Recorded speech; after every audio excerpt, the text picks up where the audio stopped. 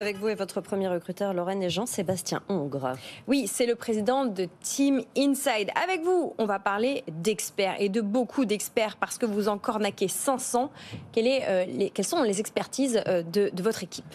Alors notre groupe en fait couvre toutes les expertises du digital.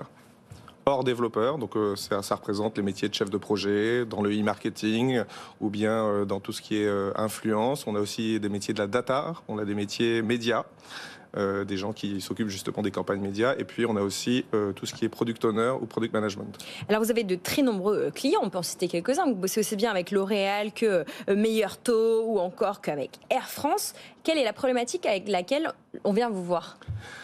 En fait, on existe depuis 10 ans. Aujourd'hui, on a à peu près 500 experts. Et en gros, l'idée depuis le début, c'est d'être le leader dans la mise à disposition de ressources digitales. Alors, qu'est-ce qu'a besoin un responsable digital dans un grand compte, chez L'Oréal, chez Société Générale ? Il a besoin de plusieurs types d'interventions. Il peut avoir besoin de recrutement. Là, on a deux marques. Une marque qui s'appelle Aravati, une autre La Relève, pour traiter les juniors et les seniors. Il peut avoir besoin de conseils. Donc là, on a des marques spécialisées, une qui s'appelle Monsieur Guise sur tout ce qui est product management, une autre qui s'appelle Elevate sur la data, une autre qui s'appelle The Goodwill sur les médias, et enfin un généraliste qui s'appelle historiquement Team Inside. Et puis enfin, on peut intervenir parce que le responsable digital d'un grand groupe du CAC 40, il a aussi besoin de prestations de services. Et là, on a Elevate qui en fait. On a aussi Team Inside Production qui va faire de la production de contenu, d'assets, de vidéos. Voilà. Donc on couvre. L'idée, c'est vraiment d'être le one-stop shopping, entre guillemets, ressources digitales pour un CDO. Vous l'avez dit, vous êtes environ 500. Vous avez besoin de beaucoup de monde, une centaine de postes. Donnez-nous quelques postes sur lesquels vous recrutez. Alors, on est effectivement en croissance. On a fait 35 millions l'année dernière. Là, on venait sur un rythme de 45. L'année du Covid, donc l'année précédente, on était à 25. Et cette croissance, en fait, elle passe essentiellement par l'humain. Donc, chez nous, c'est extrêmement vital d'avoir un flux de CV important pour déjà ne pas choisir par défaut. Et on a vraiment un processus de recrutement qui allie deux logiques. Une logique sur ce qu'on appelle les hard skills, le savoir-faire, et puis une grosse logique importante aussi sur ce qu'on appelle le soft skill, le savoir-être. Donc ça nous amène à effectivement poser des bases de recrutement assez fortes. Donc là, on va recruter entre 100, peut-être un peu plus, peut-être 120 personnes. Et ça couvre tous les métiers dont on vient de parler. Donc ça va être du product owner, du product manager, de la data, du data analyst qui analyse les sites, des chefs de projet, des gens du e-marketing qui vont opérer les campagnes de pub sur vos médias, par exemple. Et aussi tout ce qui est contenu, UX, UI, vraiment tous les métiers du digital. En fait, c'est assez simple sur toute la conception des sites, conception des applis, conception des campagnes de communication. Ce sont des équipes qui les opèrent au sein et évidemment avec les équipes de nos clients.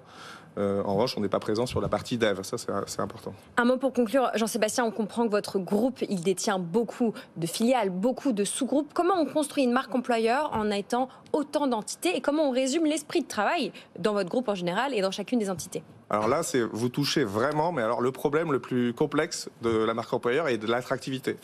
On a fait un choix et même on a une organisation vraiment assez originale, c'est que en fait le groupe, comme vous l'appelez, est vraiment pas groupe. C'est-à-dire qu'il est au service des marques. Et vous avez tout à fait raison, c'est bien une marque employeur. Et c'est pas du tout une marque groupe. Et on fuit finalement tout ce qui est groupe. D'où notre changement de nom pour passer à Human Skill, qui traduit vraiment aujourd'hui ce qu'on est, c'est-à-dire quelque chose autour des valeurs humaines, etc. Oui. Et au fond, d'une part, pour attirer les talents, puisque c'est le sujet, les marques chez nous sont prépondérantes et sont très fortes. Donc on a une stratégie de pousser nos marques. Ensuite, ce qui est vrai, c'est que grâce à la marque, entre guillemets, ombrelle, on peut mutualiser des campagnes de recrutement, etc.